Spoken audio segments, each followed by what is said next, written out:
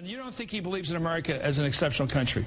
I wonder why the President of the United States would go over and bow and put himself before other leaders, and why he would go out and say things like America has been arrogant. He's the President of the United States. We can argue about whether he should have bowed or not. I've gone after that. But are you saying, A, he gives aid and comfort to the enemy, and he doesn't believe in America as an exceptional place? I think he's giving aid and comfort. This is the fourth time I'll say it. Okay. Do you believe he doesn't believe in American exceptionalism as a special place? I hope he does, though none of his public statements have given me a reason to believe that he does. Well, let's take a look. Here's President Barack Obama. You say he does. I say he does what? He does believe this is a special country. I hope he does. He's the President of the United States. Why is the Vice President, the former Vice President, saying he doesn't? Ron, you get in here. These charges are so essential.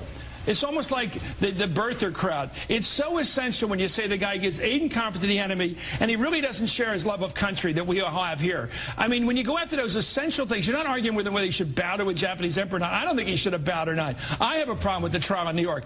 But these personal attacks on the President of the United States get to the question of his legitimacy. To say he's giving aid and comfort to the enemy, well, he shouldn't be president if he does that. Number two, if he's an American, if he doesn't believe in American exceptionalism, how the hell do he ever get elected? Your thoughts, Ron? I think we're seeing the way the right likes to, and then Dick Cheney perhaps likes to have it both ways. I mean, aid and comfort to the enemy, but I'm not calling him a traitor. I'm just using language that our Constitution defines as traitorous, aid and comfort to the enemy. Exceptionalism, Dick Cheney's sense of the exceptionalism of the United States seems to be that when we feel like it, we can violate our own domestic laws and international laws as well by, for instance, torturing people, which is a war crime. You want to call this thing a war on terror? Fine. That makes Dick Cheney and many of his friends in the Bush administration war criminals because they condoned and promoted torture, which is a war crime. So see you in The Hague, Dick Cheney.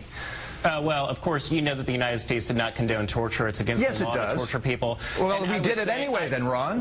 We did that. We tortured people. We did not torture people. And really? Would you call waterboarding torture, Ron? Waterboarding was defined, again, as not being torture. But it goes defined by whom? Defined by whom, Ron? We've already gone through this with congressional hearings. We've gone through the legalities of this, Ron. Yeah, we don't want to talk about it anymore, do we? Oh, we do want to talk about it. And I'd be happy to. Did the proper thing. The thing I would say to you I don't.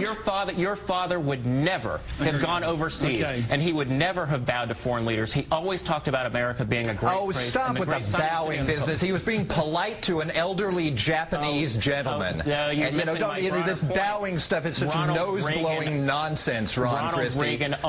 Ronald Reagan always spoke of America's promise. Barack Obama never does that. Ronald Reagan didn't approve of torture and signed an international covenant preventing torture, prohibiting torture for the United States. So don't bring up my father's name in the realm of torture, Mr. Christie. I'm bringing up your father's name, Mr. Reagan, in the sense that Ronald Reagan stood for America. He knew what America's promise was. He protected the American people. He did not back down. Thank you for the boilerplate, Mr. Christie. Thank you for the boilerplate. Let me go to something. We can look at a tape of, gentlemen. And this gets to this charge by Dick Cheney.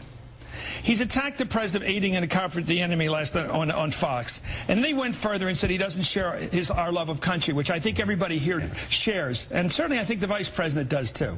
But here he is attacking him as some sort of outsider who's not one of us. He says he doesn't share our view of American exceptionalism. And I think he means something pretty deep in this shot. And here's the President of the United States speaking about his view of this country at the 2004 Democratic Convention when I first noticed this guy. Here it is.